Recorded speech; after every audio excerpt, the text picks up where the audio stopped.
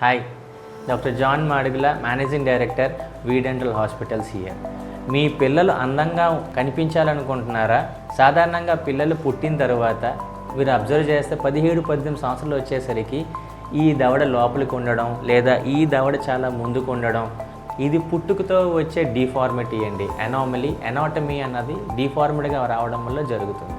17-18 సంవత్సరాల ముందే మీరు గమనించుకునేటట్టయితే మీకు చేసే క్లిప్ ట్రీట్మెంట్ లేదా ఆర్థో ట్రీట్మెంట్లలోనే palatal expanders, twin block appliances or osteogenic disintegrations, ఇటువంటి అప్లయన్సెస్ అన్నీ యూజ్ చేసి ఆ దవడ మొత్తాన్ని సరిచేయడం జరుగుతుంది.